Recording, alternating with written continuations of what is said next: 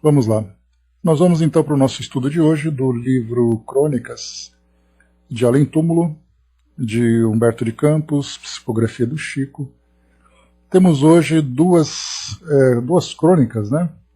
No Dia da Pátria, a crônica número 13, e Um Cético, a crônica número 14. São dois assuntos bem interessantes. Bom dia, abraço. São dois assuntos bem interessantes que vamos aqui analisar, né? Deixa eu só preparar aqui a nossa página. Bom dia, embaixador. Vamos lá. Então, são duas páginas interessantes que vão trazer para nós aqui duas situações distintas que vão fazer com que nós vejamos, né, a partir da perspectiva espiritual e também a partir da visão espírita, tentarmos aqui fazer uma análise, né, dessas situações. Vamos lá. Chaconete, bom dia. Bom, no Dia da Pátria, essa comunicação ela foi psicografada no dia 7 de setembro de 1935 por Humberto de Campos. E é interessante, né, porque nós vemos não apenas aqui, por exemplo, no Dia da Pátria, Lima, bom dia, no Dia da Pátria, né, no Dia da Independência do Brasil, mas vemos também no Natal, nós vemos no Carnaval, nós vemos em outros eventos aqui que fazem parte do nosso calendário terreno, eventos religiosos, eventos cívicos, que no plano espiritual, de certa forma, isso também tem ali alguma repercussão. Isso porque, né, como nós lembramos, muitos espíritos que chegam no plano espiritual, embora vivenciando as atividades que lhes dizem respeito nesse outro plano, de certa forma ainda estão muito ligados às situações, às atividades que acontecem aqui no nosso mundo também. Então nós temos, por exemplo, datas de falecimento, datas de aniversário, essas festividades. Então, de alguma forma, isso acaba sensibilizando esses espíritos, fazendo então com que eles prestem mais atenção nas coisas que acontecem aqui no nosso mundo. E nesse caso, quando nós falamos em Dia da Pátria, que é uma data significativa, porque embora para nós hoje, né, nós tenhamos ali uma visão um pouco distorcida desse espírito cívico que nós temos, né, que nós vivenciamos, no plano espiritual isso é visto de um modo mais sensível, porque nós temos ali uma grande mobilização de espíritos que de alguma forma estiveram ligados às mudanças, ao progresso, às mudanças, né, aqui do nosso mundo. No nosso caso, por exemplo, aliás, só complementando, a gente viu aqui até mesmo, né, com Humberto de Campos, que ele vai falar sobre isso nessa crônica. Nós vimos também Maria João de Deus, nós já vimos André Luiz, né, e já estudamos aqui também o efeito, por exemplo, das guerras, que não apenas uma perturbação espiritual, vibracional, que acontece no mundo espiritual, mas nós vemos também aquele espírito patriótico, que também acaba de alguma forma tocando esses espíritos. Então, vendo os seus países sendo atacados, vendo ali os seus conterrâneos, né, serem mortos por causa da guerra, então tudo isso acaba gerando essa comoção toda. Então nós vimos no livro Brasil, Coração do Mundo, Pátria do Evangelho, como aconteceu essa grande movimentação para, digamos assim, entre aspas, a fundação do nosso país, desde a preparação, desde a vinda dos espíritos, né, vinda no sentido de reencarnação, dos espíritos que se preparavam para o cumprimento dessas tarefas, dos trabalhos, né, vinculados a essa estruturação. E isso acontece em vários países do mundo, cada um com suas datas, cada um com suas histórias, né? Então, temos encarnados e temos desencarnados se movimentando. Leon Denis, quando ele fala também no seu livro sobre a guerra, na época também da Primeira Guerra Mundial, ele também comentava, né, da grande força-tarefa, né, de espíritos ilustres, inclusive, né, que de alguma forma levavam inspirações para os encarnados naquele momento de guerra, naquele momento de invasão. Então, o mundo espiritual e o mundo físico estão estreitamente vinculados nas suas atividades, no seu desenvolvimento, né? Claro que com uma visão mais elevada, quando tem esse objetivo de fazer com que o progresso seja alcançado, ou de uma visão mais humana, quando eles se sentem diretamente ligados àquela situação. Então, aqui nesse caso, o Dia da Pátria, né, Humberto de Campos, embora desencarnado, ele tinha ainda aquele espírito patriótico, se sentia brasileiro, reconhecia aquela data especial, e para isso, então, ele trouxe para nós aqui essa crônica, trazendo algumas reflexões a respeito do significado e do efeito também dessas comemorações. Então vamos a ela. O Brasil celebra hoje o seu Dia da Pátria. As bandeiras, ouro e verde, serão desfraldadas aos quatro ventos. Nas grandes cidades serão ouvidos os ecos dos clarins, nas paradas militares, e uma vibração de entusiasmo percorrerá o coração dos patriotas.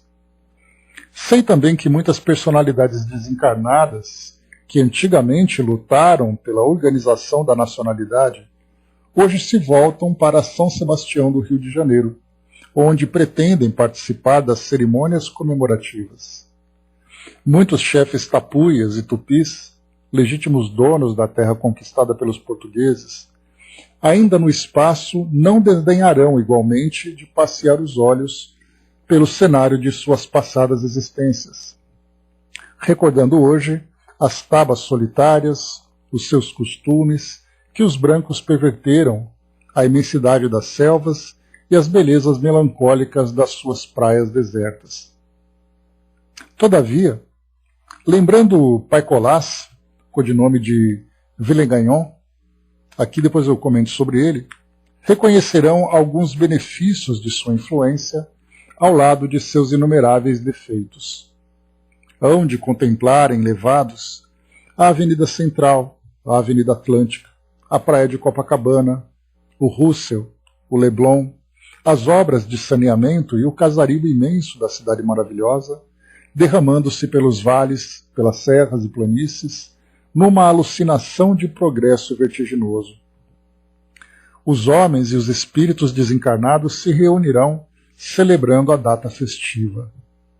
Então, antes da gente entrar aqui nessas outras reflexões que Humberto de Campos vai apresentar para nós, então ele traz aqui, como eu comentei com vocês, né, esse olhar do plano espiritual para o nosso país. Isso porque nós lembramos, né, que da mesma forma que nós temos ali os espíritos que são os espíritos protetores, os anjos guardiões, né, que nós já comentamos sobre isso, que tem ali, né, os seus tutelados, nós temos também ali grupos de espíritos que estão vinculados a comunidades, a nações, ao próprio planeta. Então nós temos ali uma hierarquia de trabalhadores, né, que vão ali se preocupando com essa ou com essa tarefa, com essa ou com aquela tarefa, tendo por objetivo fazer com que, embora o objetivo do nosso planeta seja uma evolução coletiva, essa evolução coletiva ela vai se dar de um modo mais específico para cada grupo. Então é trabalhando nessas pequenas comunidades que a gente vai encontrar a evolução coletiva. Isso porque, conforme nós já estudamos, né, inclusive na Lei do Progresso, lá no Livro dos Espíritos, Kardec pergunta aos espíritos se haverá um dia em que as fronteiras do mundo deixarão de existir, onde todos falarão a mesma língua, onde todos viverão as mesmas tradições, e os espíritos disseram que não, que isso faz parte do nosso processo evolutivo, na etapa em que nós nos encontramos, que é importante respeitar isso. Cada um no seu tempo, cada um no seu momento, né? Então, cada grupo vai aos poucos. Liga para mim. Então, só um instantinho, pessoal. Obrigado. Então, cada comunidade, aos poucos, vai então se desenvolvendo no seu tempo, através, né, da sua vivência, na sua cultura, nas suas tradições, nas suas práticas. Até mesmo a gente lembra no desenvolvimento, né, dos seus aspectos de espiritualidade, né, vivendo ali as suas religiões. Então cada grupo tem ali a sua história, cada grupo tem o seu caminho para percorrer. E para cada um desses grupos nós temos então espíritos, comunidades de espíritos no plano espiritual que trabalham junto a esses grupos. No caso aqui nós temos então espíritos vinculados ao Brasil. A gente lembra até mesmo, né, Dr. Bezerra de Menezes, que o Divaldo trouxe para nós essa história, né, que assim que ele desencarnou, ele teve como opção se elevar a mundos mais elevados, né, a mundos mais de espíritos mais esclarecidos, para dar continuidade no seu processo evolutivo. E ele então teve, né, esse desejo de continuar vinculado ao Brasil, para que nos auxiliasse, de um modo geral, no nosso progresso. Então a gente vê que realmente existe isso. E nesse livro que eu comentei com vocês, né, de Leon Denis, quando ele fala sobre a guerra, em que a França estava se envolvendo a guerra, então havia ali, né, generais, Joana d'Arc e outros espíritos que estavam vinculados à história da França. Então é interessante a gente perceber isso, que nós achamos que o nosso mundo ele funciona de uma forma autônoma e conforme a gente vai desencarnando, todo mundo vai para o mundo espiritual seguindo suas vidas. Mas na verdade existe um intercâmbio muito profundo, um intercâmbio muito estreito entre o mundo espiritual e o mundo físico, da mesma forma que acontece, né, entre o nosso perispírito e o nosso corpo físico. O perispírito traz ali, né, a sua estrutura agora fluídica vinculada aos órgãos do corpo, ligados ali aos seus centros de força e tudo mais. Então esse duplo etéreo, como é chamado, bom dia, Andréa, esse duplo etéreo, na verdade, ele se reproduz nessa estrutura fluídica daquilo que o nosso corpo físico apresenta, ou vice-versa, o nosso corpo físico vai se moldando conforme esse modelo do perispírito. Então no plano espiritual também não é diferente, porque assim como nós vamos então aqui nos organizando enquanto sociedade, o mundo espiritual vai também nos direcionando, visando exatamente esse progresso, visando exatamente essa orientação, porque do contrário nós estaríamos soltos à própria sorte, tentando ali evoluir de acordo com os nossos impulsos, com os nossos instintos. Só que isso seria para nós, né, traria para nós uma dificuldade muito grande, exatamente pelo fato de nós ainda sermos movidos por valores ainda muito primitivos. Então o plano espiritual também se organiza, nos auxiliando nesse progresso. E daí então, quando a gente fala sobre o Dia da Pátria no Brasil, a gente vai lembrando sobre todas as comemorações que acontecem no mundo todo. Então a gente tem, por exemplo, né, no dia 14 de julho de 1789, que foi ali o dia, né, chamado ali a queda da Bastilha, quando foi o dia, como se comemora na França, o dia da Revolução Francesa, nós temos ali também uma grande mobilização dos espíritos que estão ainda ligados àquela nação. Assim como no dia 4 de julho nós temos a independência dos Estados Unidos, acontece da mesma forma também essa grande mobilização. E cada país ali vai tendo, né, a sua data cívica que vai marcando, né, a sua estrutura enquanto uma comunidade de seres encarnados. Aqui então, o que Humberto de Campos traz para nós, nesse item número 2, ele coloca assim, né, só para relermos aqui. Sei também que muitas personalidades desencarnadas, que antigamente lutaram pela organização da nacionalidade, hoje se voltam para São Sebastião do Rio de Janeiro. Isso porque, né, Rio de Janeiro era a capital do Brasil na época, né, onde pretendem participar das cerimônias comemorativas. Aí ele fala aqui agora sobre, um pouco voltando no tempo também, sobre os tapuias e tupis, que eram ali os indígenas, né, vinculados aqui que viviam nesse território, antes de ser aqui a nação que nós conhecemos hoje, que também viram todas essas transformações, e por isso ele coloca, né, que no espaço não desdenharão igualmente de passear os olhos pelo cenário de suas passadas existências. Então vemos assim que como o mundo espiritual está ali atento, né, à evolução do nosso mundo material. Então, embora eles não vivenciem as preocupações que acontecem aqui no nosso mundo, eles estão atentos às nossas preocupações, para que possamos ser orientados, né, nesse caminho evolutivo que nós estamos vivenciando. Depois ele fala aqui também sobre Pai Colás, né, o codinome de Villegagnon, que foi um almirante francês que tinha por pretensão ali na Baía de Guanabara fundar um porto francês, né, e também ali um forte, para que pudesse facilitar o comércio, mas eles acabaram depois sendo expulsos, né, pelos tamoios ali, que eram índios bastante agressivos, né, naquele local, e os portugueses não costumavam se preocupar naquela região, né, se ocupar naquela região. Mas então ele traz aqui uma visão poética, né, de ver ali então as avenidas, as ruas, daquilo que se tornara o Rio de Janeiro naquele momento. E depois então ele coloca que os homens e os espíritos desencarnados se reunirão celebrando a data festiva. Essas solenidades são sempre lindas e alegres, quando encaradas dentro da sua formosa significação. Então aqui também tem um ponto muito importante. Quando ele fala para nós aqui que os homens e os espíritos se reunirão celebrando a data festiva, que nesse caso foi o dia da independência, e coloca que essas solenidades são sempre lindas e alegres, quando encarada dentro da sua formosa significação, a gente vai lembrar então que essas datas vistas do mundo espiritual têm um significado diferente dessa data vista aqui no nosso mundo físico.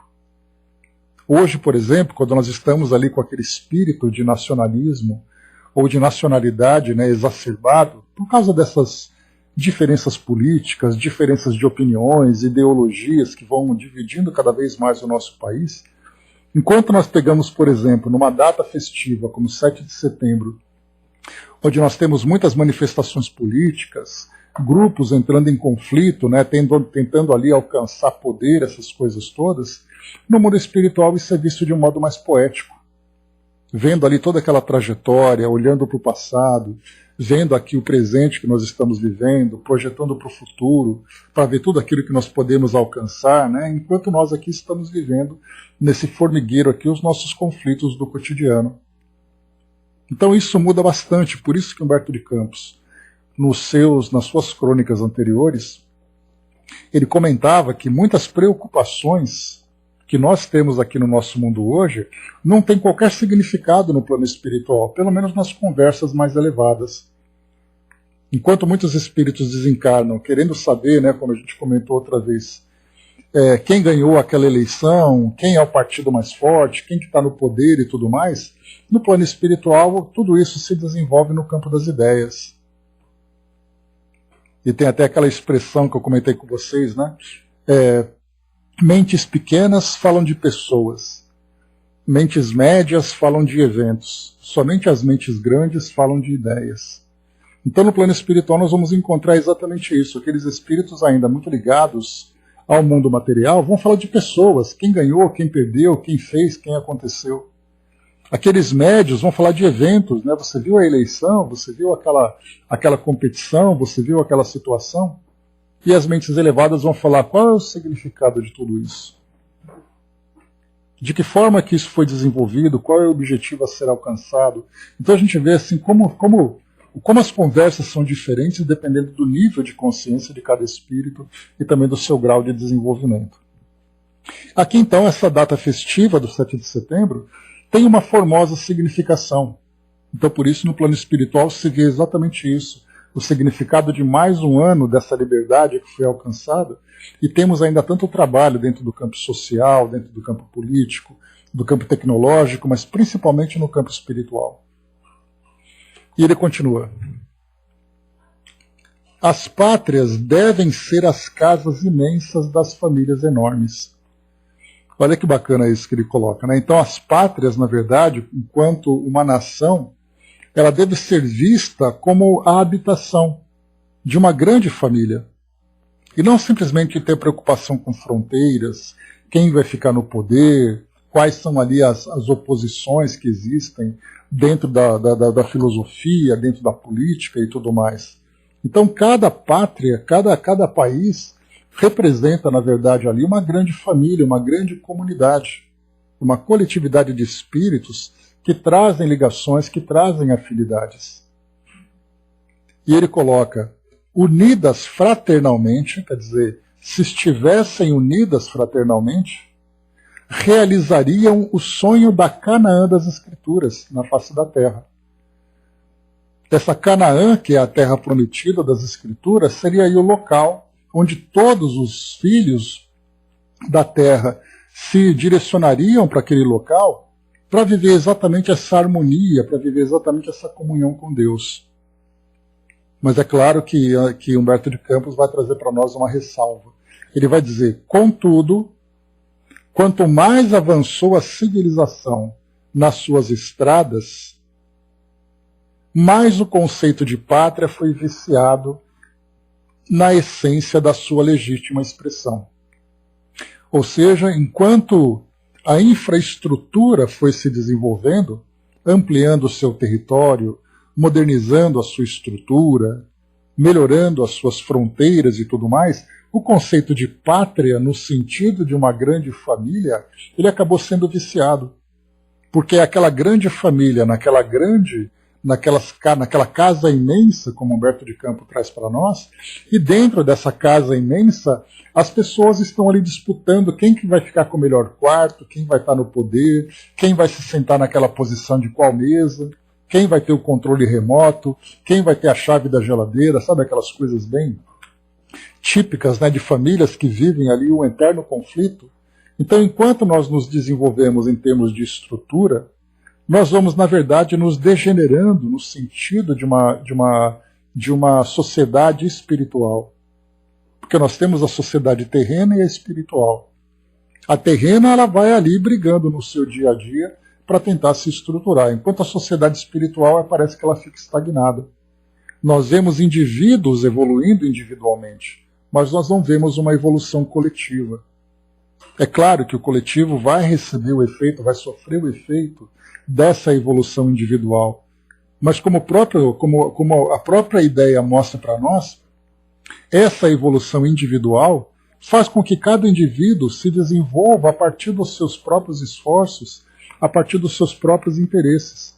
Mas imaginemos se todos nós estivéssemos imbuídos no mesmo objetivo, trabalhando coletivamente. Eu me preocupo com você, você se preocupa comigo e nós trabalhamos juntos. O que nós vemos aqui hoje é cada um por si e Deus por todos, o que parece ser uma grande ironia. Porque como é que nós podemos imaginar que Deus é por todos se nós não trabalhamos exatamente com o mesmo objetivo? Então cada um trabalha individualmente, então por isso que o nosso mundo apresenta hoje, né, uma grande dificuldade na sua evolução. Porque nós vemos ainda o egoísmo imperando, então cada um trabalha pelos seus próprios esforços, pelos seus próprios interesses. E isso acontece também da própria sociedade. Cada indivíduo quer ter ali a sua melhor condição de vida, mas eu não me preocupo com o meu semelhante, eu não estou preocupado com as necessidades, com as dificuldades que ele vai apresentando. Bom dia, soldado. Então, continuando aqui para nós essa ideia. Então, como ele coloca para nós, quanto mais avançou a civilização nas suas estradas, mais o conceito de pátria foi viciado na essência da sua legítima expressão. O progresso científico eliminou quase todos os problemas da incomunicabilidade. Então, até aí nós vimos que a evolução, isso porque Humberto de Campos ele fala em 1935. Nós temos aqui quase 100 anos depois. Precisamente aqui nós temos 86 anos depois, nós temos ali que a comunicação faz com que as fronteiras praticamente desapareçam, né? Porque cada um, nós vamos nos aproximando cada vez mais, facilitando cada vez mais a nossa comunicação, a nossa interação.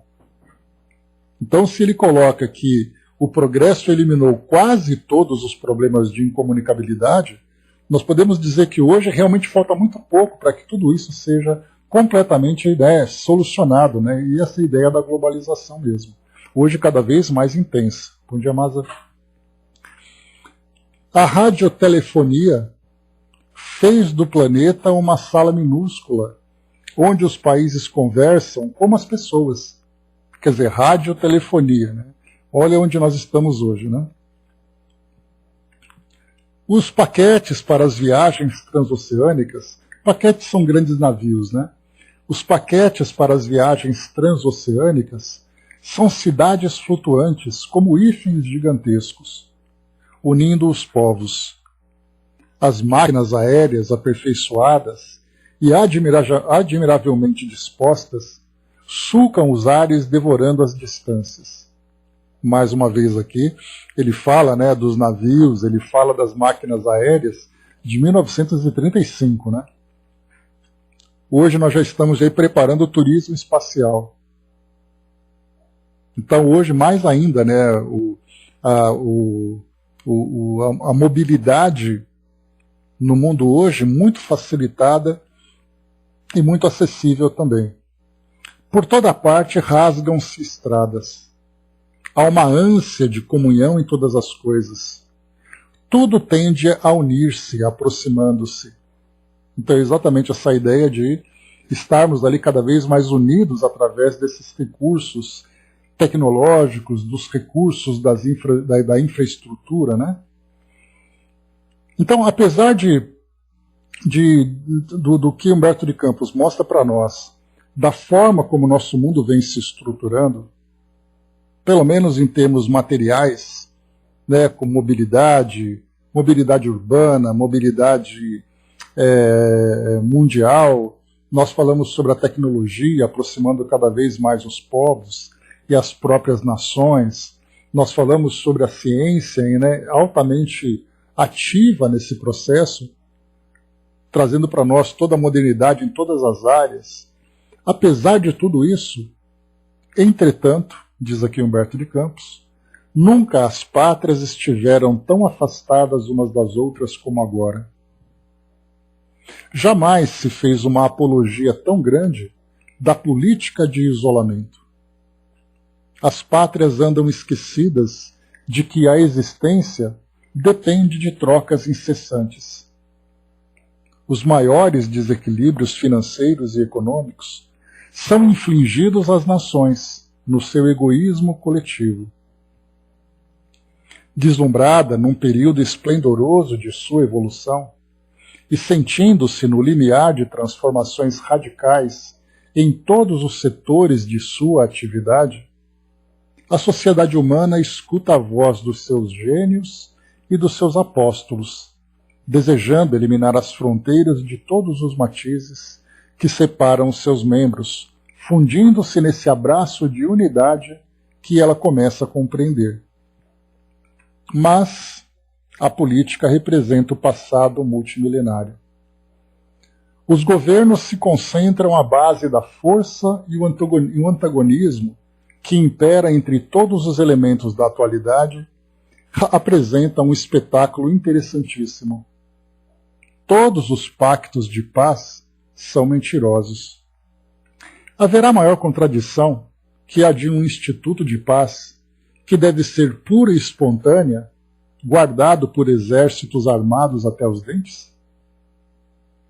Em todos os sistemas políticos dos tempos modernos predominam apenas os pruridos da hegemonia internacional. Em virtude de semelhantes disparates, a guerra é inevitável. Aqui lembrando que ele está falando, né, ali naquele período intermediário entre as duas guerras. Nós vimos com Maria João de Deus a Primeira Guerra Mundial que estava acontecendo. Estamos vendo Humberto de Campos no período entre guerras. A Primeira Guerra Mundial foi ali entre 1914 e 1918. Aqui nós estamos em 1935. Em 1939 começa a Segunda Guerra Mundial. E aí então André Luiz vem e traz para nós ali o seu depoimento falando sobre esse período. Então o que Humberto de Campos está relatando para nós é que já se observava essa grande tensão no mundo naquele período, em que algo grande estava para acontecer, que era exatamente nesse caso a Segunda Guerra. Depois ele diz aqui para nós, então, né, não haverá confabulações diplomáticas que a eliminem, por enquanto, do caminho dos homens. E a guerra de agora será mais dolorosa e terrível. Todas as conquistas da ciência serão mobilizadas a seu serviço. A bacteriologia, a eletricidade, a mecânica, a química, todos os elementos serão requeridos pelo polvo insaciável. Deixa eu ver aqui. Deus criou a paz, o amor, a fraternidade, mas os homens criaram seus próprios destinos.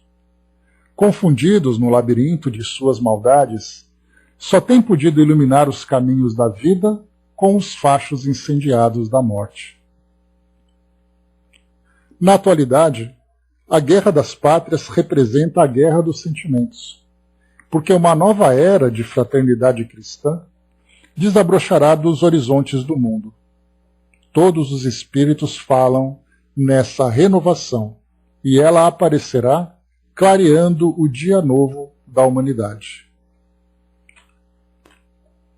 Nessa época de ouro espiritual, que talvez não venha longe, o mundo entenderá a mensagem de paz do Divino Cordeiro. Uma brisa suave de conforto e de alívio descerá do céu sobre as frontes atormentadas das criaturas. Terminará o dilúvio de expiações em que o homem há séculos está envolvido, e um pássaro simbólico trará novamente a oliva da esperança. E o Brasil, que, embora com sacrifícios ingentes, vem colaborando na disseminação da mensagem da imortalidade e da esperança.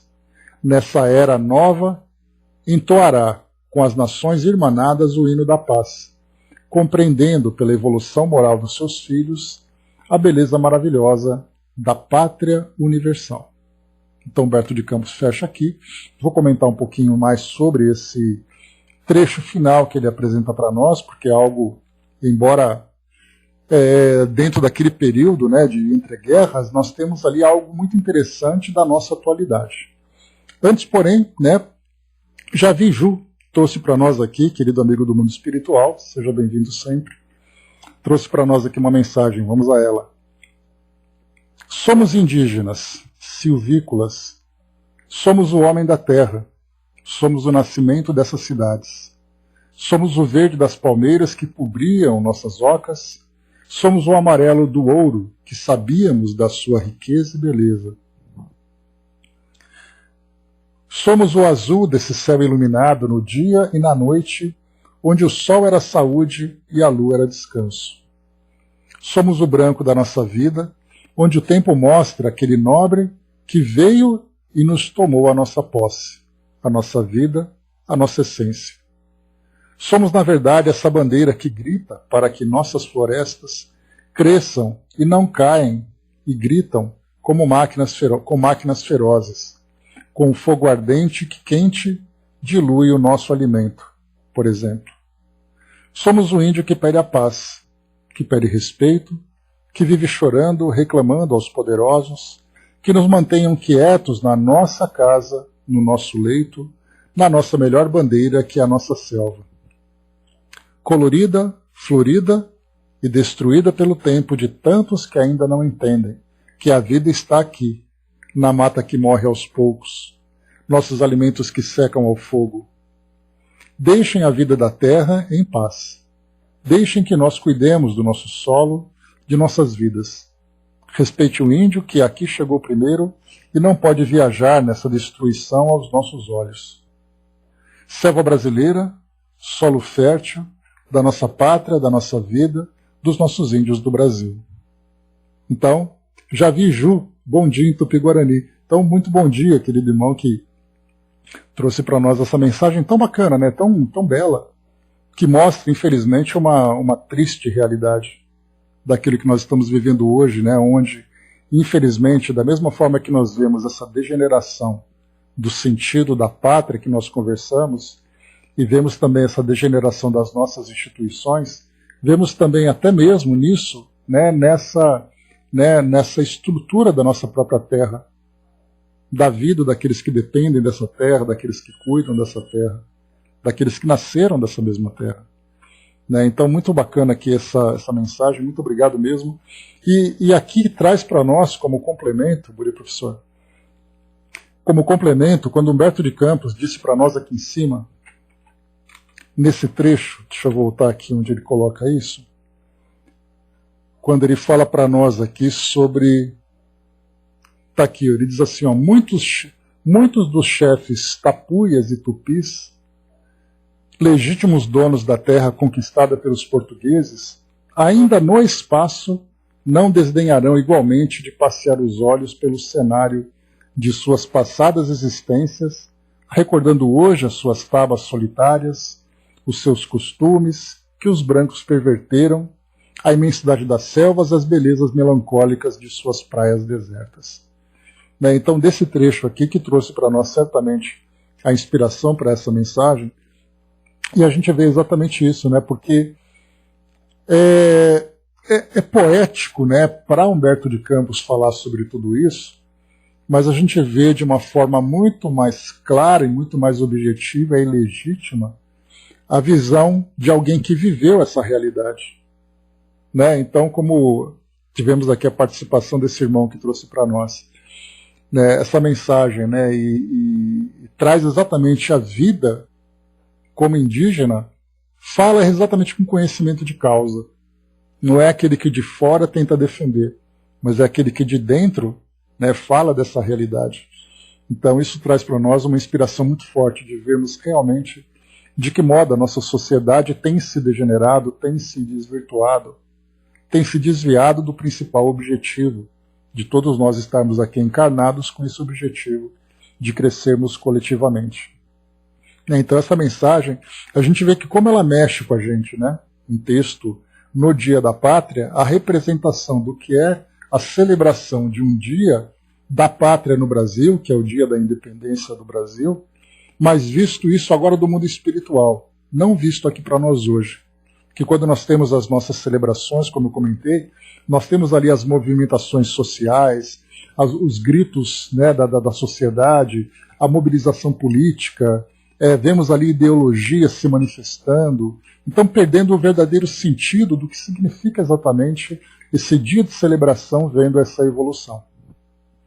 Aqui embaixo, Humberto de Campos, então, para finalizar essa mensagem que nós estamos lendo, ele coloca para nós aqui sobre essa questão da paz, né, quando ele diz assim para nós: haverá maior contradição que a de um instituto de paz que deve ser puro e espontâneo, guardado por exércitos armados até os dentes?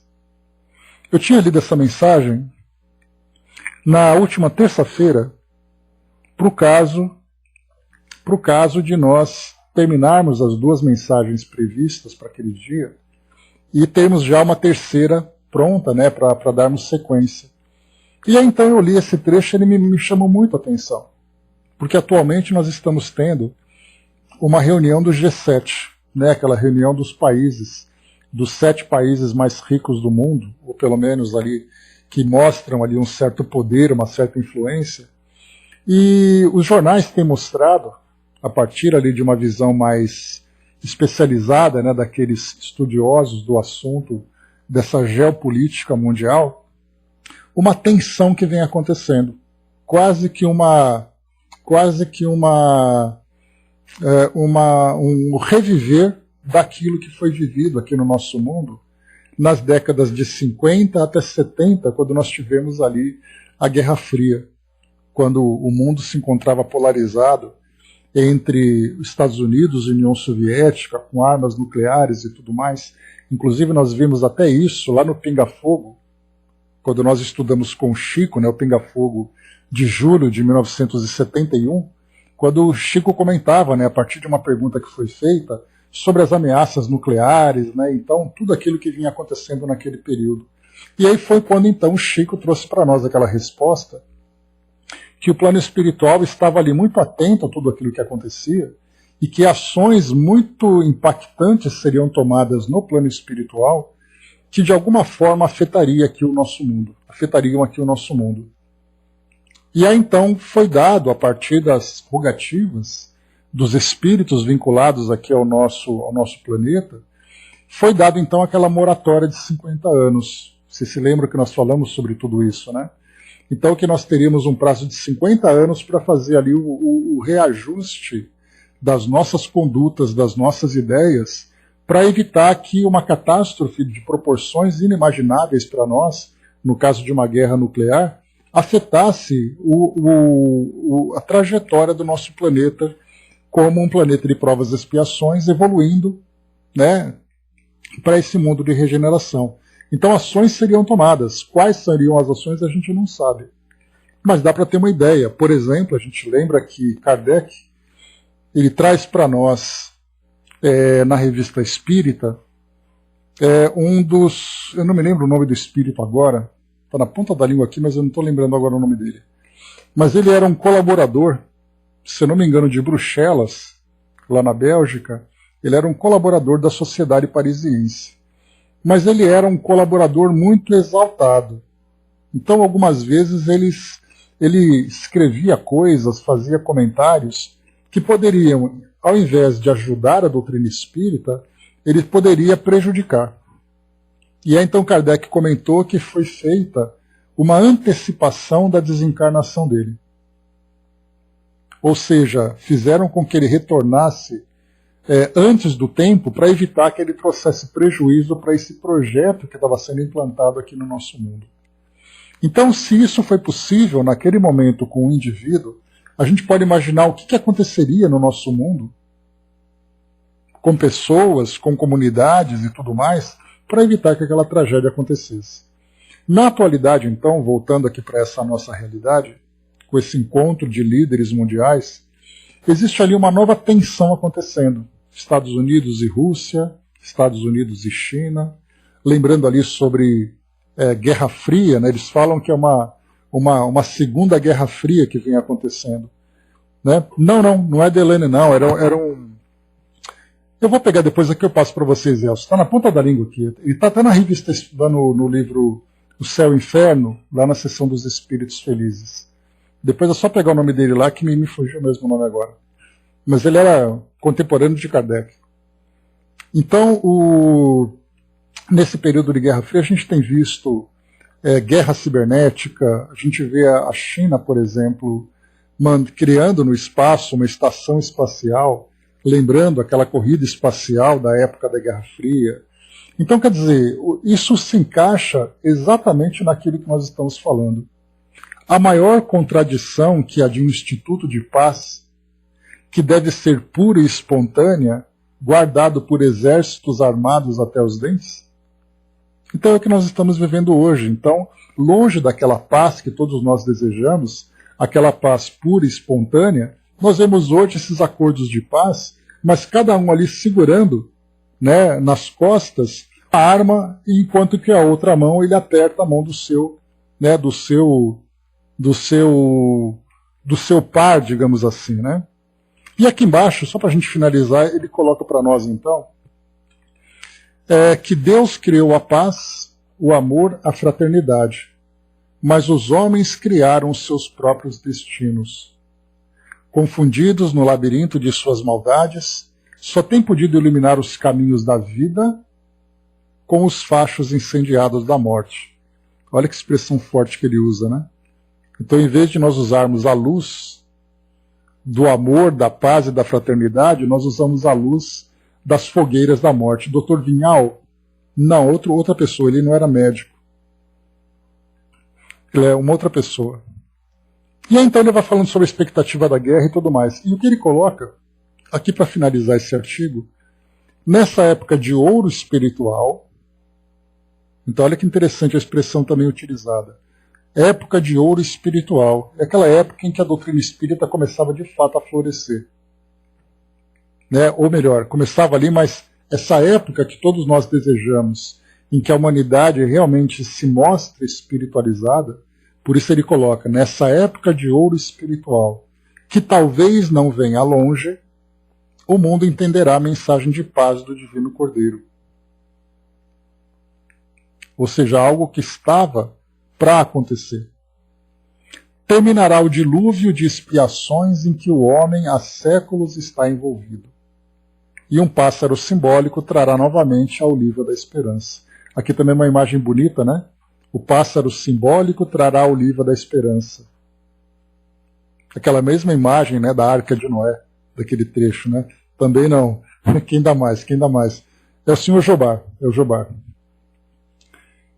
E o Brasil, que embora com sacrifícios ingentes, né, sacrifícios enormes, vem colaborando na disseminação da mensagem da imortalidade e da esperança.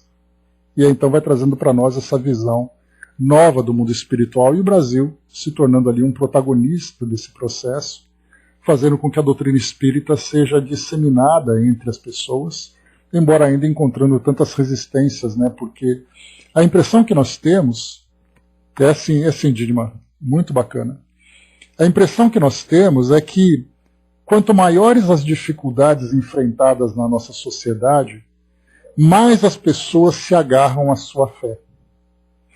Só que quando nós vemos que essa fé ela não mostra com clareza a realidade do mundo espiritual, dá a impressão de que nós temos mais dificuldade de conhecer, ter essa nova visão. Lembra mais ou menos aquela ideia em que um alpinista, então, ele escalava uma montanha, e aí então era um dia de muito frio, muita neve, muita neblina, ele não conseguia ver nada. Aí ele escorregou da pedra e ficou pendurado por uma corda.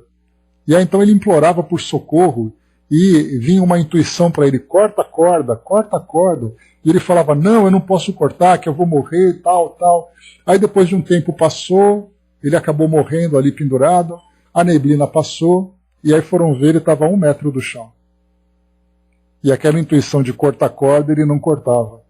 Então o que a gente vê hoje é alguma coisa muito parecida, né? Hoje nós temos as instituições religiosas muito presas a essas ideias do mundo material, então são instituições muito mais humanas, embora com o propósito de educar as almas, elas estão muito mais preocupadas com as questões do mundo material, ou seja, né, a doutrina da prosperidade, né? Então se você pedir a Jesus, você vai ter a sua casa, se você pedir a Jesus, você vai ter o emprego, né? Então, por isso a gente vê assim que quanto mais dificuldades nós encontramos, mais as pessoas se agarram a essa fé que, infelizmente, mostra para elas uma realidade muito limitada de tudo aquilo que nós temos como potencial espiritual.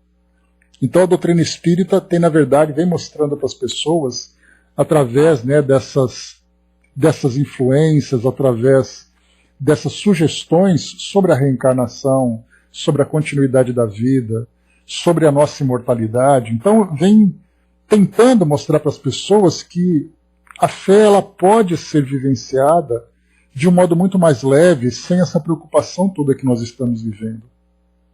Então, quanto mais medo as pessoas têm, mais elas se agarram àquela corda. E vem a intuição da doutrina espírita dizendo: se liberta dessa corda que você vai ver um mundo diferente. E as pessoas estão se agarrando cada vez mais. Então, infelizmente, nós temos ainda um longo trabalho para fazer. Nós, né, humildemente, né, e de uma forma muito pequena e limitada, como estudantes da doutrina espírita, mas muito mais do que isso, os próprios espíritos para se mostrarem não como apenas um objeto de crença, mas se mostrarem na realidade e mostrar tudo aquilo que a doutrina espírita pode nos trazer como parte desse processo de crescimento, de esclarecimento, de evolução. Porque hoje o que nós temos os espíritos estão conversando conosco. Mas, na verdade, eles não estão conversando. A conversa é uma estratégia para mostrar que eles existem. Que eles não são apenas uma história, mas são realidade. E se eles são realidade, a gente começa então a tirar as consequências filosóficas disso, assim como Kardec na sua época. As mesas estão batendo, as mesas estão falando. Mas quem está falando através dela? Ou quem são aqueles que falam através delas? São os espíritos. Até aí tudo bem, mas Kardec foi além. Quem são os espíritos? De onde eles vieram? Como são suas vidas? E aí começamos a desenvolver aquilo que a doutrina espírita nos trouxe hoje. Então a comunicação do mundo espiritual, ela vem para nós de um modo muito interessante, desperta a nossa curiosidade. Mas nós temos que nos aprofundar e temos ali as consequências filosóficas e morais, principalmente, dessa nossa relação. E o mundo hoje está precisando muito disso. Porque as pessoas querem ir para o mundo espiritual fechadas na sua fé terrena. Então precisa quebrar essa barreira, aquela couraça que foi criada em torno delas, em que as pessoas querem ascender espiritualmente, vivendo apenas a realidade do mundo material. Muita coisa para a gente aprender ainda, né, gente? Vamos lá. O soldado colocou entre a morte e o desconhecido, esse seria mais lógico, né? Pois é. Ainda temos muito ainda que aprender. Vamos para o próximo artigo, né? O próximo aqui é bem interessante, uma história que Humberto de Campos nos conta, chamada Um Cético. Aqui nós vamos ver algo muito parecido com isso também. Porque vai quase que ao encontro daquilo que eu acabei de comentar com vocês a respeito dessa nossa visão limitada do mundo espiritual. Nós achamos que o mundo espiritual, a nossa relação com o mundo espiritual, se encontra completamente dependente de práticas, de rituais, de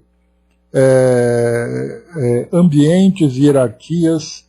Então, as instituições terrenas, elas se tornaram dogmas também. As instituições terrenas se tornaram a porta de entrada para o mundo espiritual. Só que essas instituições terrenas, se elas próprias não conhecem o mundo espiritual, como é que elas podem ser a porta de passagem, né, ou ali aquele caminho de passagem para o mundo espiritual? Sendo que elas próprias não reconhecem o mundo espiritual. Vejam que contradição.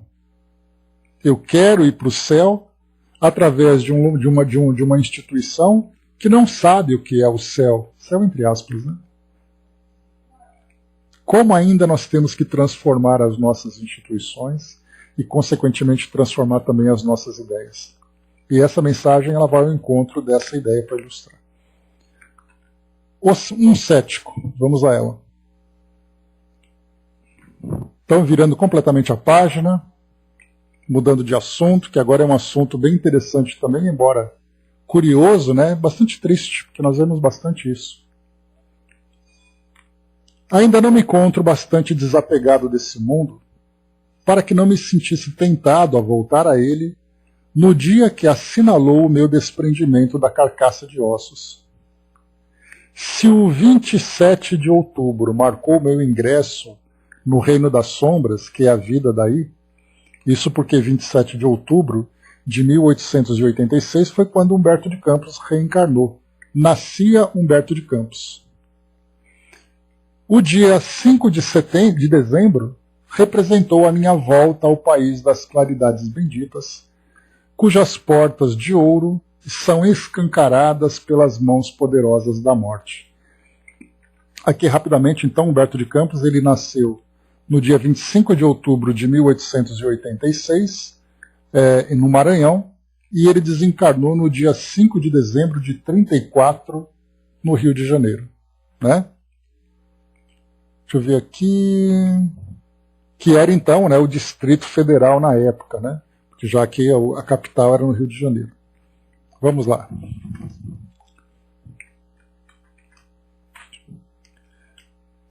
Então, o que ele coloca para nós é que ele se sentiu tentado a vir aqui no nosso mundo nesse dia da sua desencarnação. Por isso que eu comentei com vocês no início, né, as datas pessoais, né, quando eu nasci, quando eu morri, é muito interessante, né? Por exemplo, a gente pensa no nosso aniversário, que é a nossa data mais marcante. Aí quando a gente chega no mundo espiritual, esse dia do nosso aniversário fica muito marcado. Fica muito vivo na nossa memória. Chegar no mundo espiritual hoje é dia do meu aniversário. Quer dizer, mas de qual aniversário você está falando? Mas vamos lá. Nessa noite, o ambiente do cemitério de São João Batista parecia sufocante. Havia um quê de mistérios entre catacumbas silenciosas que me enervava, apesar da ausência dos nervos tangíveis no meu corpo estranho de espírito. Todavia toquei as flores cariciosas que a saudade me levara, piedosa e compungidamente. O seu aroma penetrava o meu coração como um consolo brando, conduzindo-me num retrospecto maravilhoso às minhas afeições comovidas, que haviam ficado à distância. E foi entregue a essas cogitações a que são levados os mortos quando penetram o mundo dos vivos, que vi, acocorado sobre a terra, um dos companheiros que me ficavam próximos ao bugalô subterrâneo com que fui mimoseado na terra carioca. Então, acocorado, né? Ele estava ali agachado, de cócoras, né? E era ali uma pessoa que tinha sido sepultada próximo ao, chama aqui, né? Ao bugalô, né? Subterrâneo, aquela residência subterrânea, onde Humberto de Campos, então, foi mimoseado na terra carioca. Né? Então ele foi ali carinhosamente recebido pela terra carioca, ou seja, pelo cemitério. O senhor é dono desses ossos que estão aí apodrecendo? Interpelou-me. Sim. E aqui vem a sua pergunta. Então a gente vê aqui que Humberto de Campos, ele sentiu o desejo, olha que curioso isso, ele sentiu o desejo de visitar o cemitério onde ele tinha sido sepultado. Agora a gente imagina o que acontece no dia de finados. Quando nós temos ali, né, inclusive a gente vai ler em breve, não nesse livro, porque aquele livro de morrer no dia de finados, ele é, se eu não me engano, no Instruções Psicofônicas, ou em outro livro, não me recordo. Mas a gente vai chegar nele. Mas aqui nesse caso, no dia da morte dele, ele sentiu vontade de visitar o cemitério. Por isso ele coloca aqui em cima, né, no primeiro parágrafo, quando ele diz aqui: ainda não me encontro bastante desapegado deste mundo para que não me sentisse tentado a voltar a ele no dia que assinalou o meu desprendimento da carcaça de ossos. Pois é, não dá para imaginar, só mesmo sendo para ver, né? Então vamos lá. O senhor é dono desses ossos que estão aí apodrecendo? Sim, e aqui vem a sua pergunta. Ora, é que me lembro do dia da sua chegada ao seu palacete subterrâneo. Recordo-me bem, apesar de sair pouco dessa toca para onde fui relegado há mais de 30 anos. Então era ali um homem que havia desencarnado há mais de 30 anos e ele ficava ali vivendo naquele local, no cemitério. O senhor se lembra? Diz aqui esse homem. A urna funerária portadora dos seus despojos saiu solenemente da Academia de Letras, altas personalidades da política dominante se fizeram representar nas suas exéquias, e ouvi sentidos panegíricos pronunciados em sua homenagem. Então os panegíricos são os discursos, né? Muito trabalho tiveram as máquinas fotográficas na camaradagem dos homens da imprensa, e tudo fazia sobressair a importância do seu nome ilustre. Procurei aproximar-me de si e notei que as suas mãos, que tanto haviam acariciado o espadinho acadêmico, estavam inertes, e que os seus miolos, que tanto haviam vibrado, tentando aprofundar os problemas humanos, estavam reduzidos a um punhado de massa informe, onde apenas os vermes encontrariam algo de útil. Entretanto, embora as homenagens, as honrarias, a celebridade, o Senhor veio humildemente repousar entre as tíbias e os húmeros daqueles que o antecederam na jornada da morte. Lembra-se o Senhor de tudo isso? Não me lembro bem. Tinha meu espírito perturbado pelas dores e emoções sucessivas. Então aqui Humberto de Campos, ele fala exatamente aquilo que Kardec, né, e os espíritos tanto trazem para nós a respeito da perturbação na desencarnação. Porque muitos espíritos não se lembram desse momento, porque ele é realmente um momento muito intenso para o espírito, né? Pois eu me lembro de tudo. Daqui quase nunca me afasto, como um olho de argo. avivando a memória dos meus vizinhos.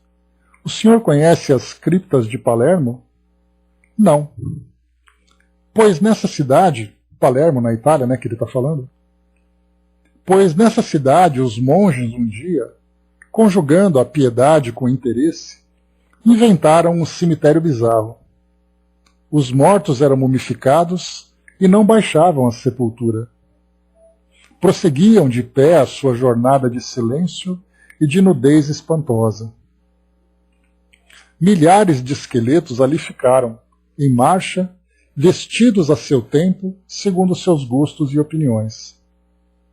Muito rumor causou essa parada de caveiras e de canelas, até que um dia um inspetor da higiene, visitando essa casa de sombras da vida, e enojado com a presença dos ratos que ruíam displicentemente as costelas dos traspassados ricos e ilustres que se davam ao gosto de comprar ali um lugar de descanso, mandou cerrar-lhe as portas pelo ministro Crispi em 1888.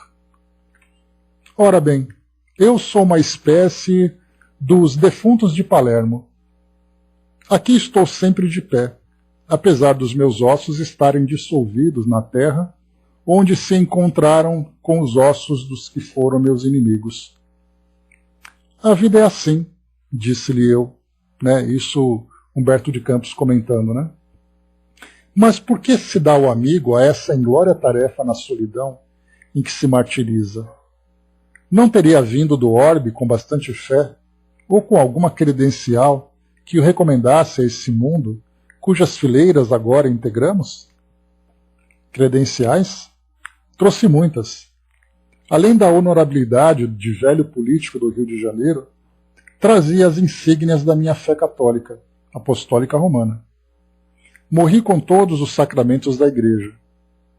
Porém, apesar das palavras sacramentais, da liturgia e das felicitações dos isopes, os isopes são aqueles objetos que jogam aquela água benta, né? Que ficam espirrando para um lado e para o outro, que a gente vê, geralmente, né? Então, apesar da liturgia e das felicitações dos isopes, minha condição de defunto incompreendido, apesar das palavras sacramentais, da liturgia e das felicitações dos isopes, não encontrei viva alma que me buscasse para o caminho do céu, ou mesmo do inferno. Na minha condição de defunto incompreendido, procurei os templos católicos, que certamente estavam na obrigação de me esclarecer. Contudo, depressa me convenci da inutilidade do meu esforço. As igrejas estão cheias de mistificações. Se Jesus voltasse agora ao mundo, não poderia tomar um átomo de tempo pregando as virtudes cristãs na base luminosa da humildade. Teria de tomar incontinente, ao regressar a este mundo, um látego do fogo e trabalhar anos a fios no saneamento de sua casa. Os vendilhões estão muito multiplicados e a época não comporta mais o sermão da montanha. O que se faz necessário no tempo atual, no tocante a esse problema, é a criolina de que falava a Guerra Junqueiro nas suas blasfêmias. Mas o irmão está muito cético. É preciso esperança e crença. Esperança e crença? Não acredito que elas salvem o mundo, com essa geração de condenados. Parece que maldições infinitas perseguem a moderna civilização. Os homens falam de fé e de religião dentro do esnobismo e da elegância da época. A religião é para uso externo, perdendo-se o espírito nas materialidades do século. As criaturas parecem muito satisfeitas sob a tutela estranha do diabo. O nome de Deus, na atualidade, não deve ser evocado senão como máscara para que os enigmas do demônio sejam resolvidos. Não estamos nós aqui, dentro da terra da Guanabara, paraíso dos turistas, cidade maravilhosa?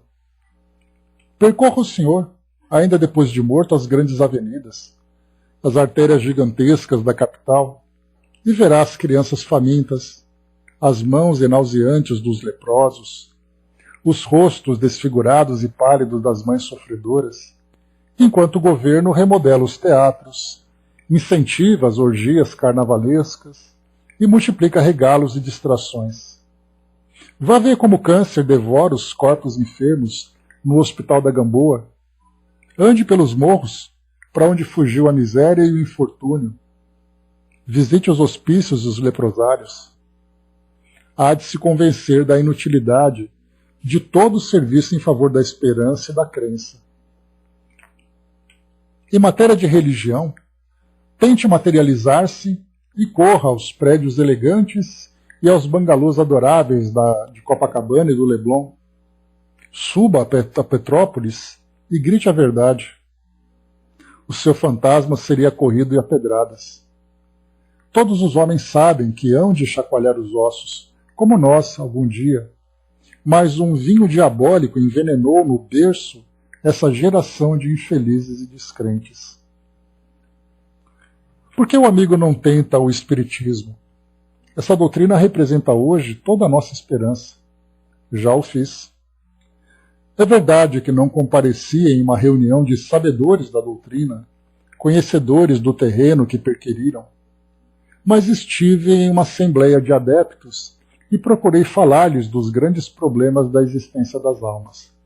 Então, aqui só para a gente organizar as ideias, ele comenta que ele chegou a se aproximar da doutrina espírita não num grupo de estudiosos, mas ele se manifestou numa reunião mediúnica de pessoas que estavam ali fazendo aquele trabalho rotineiro.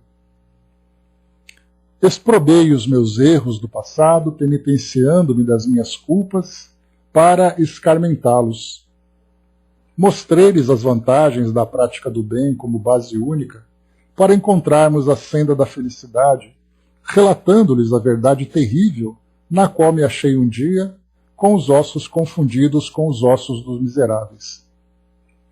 Todavia, um dos componentes da reunião interpelou-me a respeito de suas tricas domésticas, acrescentando uma pergunta quanto à marcha dos seus negócios. Desiludi-me. Não tentarei coisa alguma. Desde que temos vida depois da morte, prefiro esperar a hora do juízo final, hora essa em que deverei buscar um outro mundo, porque, com respeito à terra, não quero chafurdar-me na sua lama. Por estranho paradoxo, vivo depois da morte. Serei adepto da congregação dos descrentes. Então nada o convence? Nada. Ficarei aqui até a consumação dos ervos, se a mão do diabo não se lembrar de me arrancar dessa toca de ossos, moídos e cinzas asquerosas. E, quanto ao Senhor, não procure afastar-me dessa misantropia. O misantropo é aquele que se isola do mundo, né? Continue gritando para o mundo que lhe guarda os despojos. Eu não farei. E o singular personagem recolheu-se à escuridão do seu canto imundo, enquanto pesava no meu espírito a certeza dolorosa da existência dessas almas vazias e incompreendidas na parada eterna dos túmulos silenciosos, para onde os vivos levam de vez em quando as flores perfumadas da sua saudade e da sua afeição. Humberto de Campos, então, finaliza aqui essa mensagem que foi recebida no dia 13 de dezembro de 1935. Não é? Então, essa é mais uma das crônicas, né, de Além Túmulo, que ele vai trazendo para nós aqui, mostrando esses encontros casuais, né, que ele vivencia. Nesse caso aqui, vendo um espírito há mais de 30 anos preso num cemitério, vendo ali as idas e vindas. Pois é, adepto da congregação dos descrentes. Então isso no mundo espiritual, porque é aquela história, né? Embora o espírito saiba que desencarnou, e vai exatamente ao encontro daquilo que eu comento com vocês, né? Você pode estar desencarnado, mas a sua consciência é completamente encarnada. Então você está ali no mundo, você vê, e é muito interessante, que é algo muito parecido, nós já chegamos a falar sobre isso numa outra oportunidade, esses espíritos então que desencarnam e que simplesmente ficam presos ali àquela realidade que criaram, né? É como se fosse, a gente vê muito isso nos filmes, né, nos programas, quando mostra um preso novo chegando numa penitenciária. Aí nós vamos vendo ali, né, os presos mais antigos fazendo aquele barulho todo, recebendo aquele novato que chega, causando nele aquele terror, aquele medo, né, batendo nas grades, fazendo ameaças e tudo mais. E a gente vê muitas vezes esses espíritos, como esse, por exemplo, esse não era um espírito mau, pelo que nós vimos, né? Ele apenas era aquele espírito desiludido. Mas nós vemos ali em alguns relatos espíritos que estão presos a esses locais que se comportam como esses presos de penitenciárias que ficam aterrorizando aqueles novos que chegam nas cadeias, nos presídios, né? Então, quando o espírito acaba de chegar ali, quando tem um sepultamento, e o espírito está ainda vinculado ao seu corpo físico naquele momento, esses espíritos então ficam ali lançando aquelas palavras, aquelas imagens de terror, para poder fazer com que o espírito sofra mais ainda. É aquele sentimento mórbido, né, da maldade que ainda existe no coração desses espíritos. Por isso, então, a gente vê que esses espíritos, então, quando eles não saem desses locais, e aí nós vamos perceber que, como Kardec já mencionou lá na Revista Espírita e também no livro Céu e Inferno, aqueles espíritos que, por punição, ficam presos naquele local onde eles cometeram um crime, onde eles foram sepultados, como era o caso, por exemplo, né, do assassino de Castellet-d'Ary, que ficou ali ficou mais de 200 anos preso, né, aquela casa onde ele cometeu o assassinato, o duplo assassinato. Nós vemos esses espíritos que eles ficam presos ali.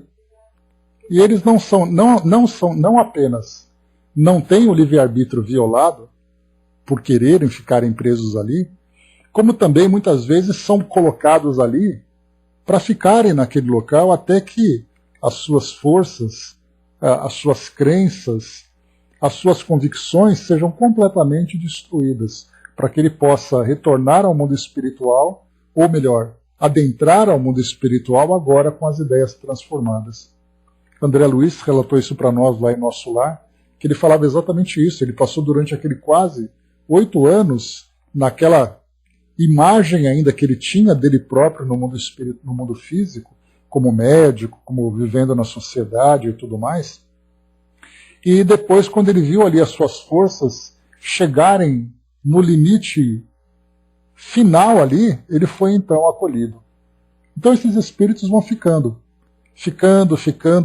naturalmente estão sendo acompanhados pelos protetores do mundo espiritual, porque esse espírito também tem ali o seu protetor, embora ele não mudou a sua convicção. Então, na verdade, é ele que vai ficar ali à mercê de si próprio, até que ele mesmo mude suas convicções. Porque, como a gente lembra, né, ninguém convence ninguém. As pessoas se convencem. E aí, então, ele pode ser ajudado de várias formas, como, por exemplo, ser conduzido a um centro espírita para uma reunião de orientação espiritual, mas aí ele vai usar esses mesmos argumentos ainda orgulhosos, né, impertinentes, né, para poder mostrar que ele tem razão. Ou seja, vemos ali então uma triste realidade que é muito mais frequente do que a gente imagina no mundo de hoje. Exato, né, são como moradores de rua dentro do cemitério. Eu acho que é perfeita essa imagem. Ficam ali então vivendo suas vidas um dia depois do outro, sem qualquer perspectiva, sem qualquer esperança de mudança, até que um dia alguma coisa os convence, quando eles tiverem merecimento para isso. Mas é isso, meus amigos, encerrando por aqui o nosso trabalho de hoje, então, fechando o nosso encontro, então ali por esses 2 temas nós conseguimos olhar ali, né, por situações da nossa vida cotidiana de 2 formas diferentes. Né? Então, primeiro vimos ali algo muito mais elevado, mais abrangente, como era o caso da noção de pátria e do que isso representa realmente como desenvolvimento da nossa sociedade, principalmente no seu desenvolvimento espiritual. E vimos aqui uma crença, né, de um indivíduo fechado em si mesmo, vivendo ali um dia depois do outro, esperando ali o dia do juízo final, quando tudo isso vai acabar.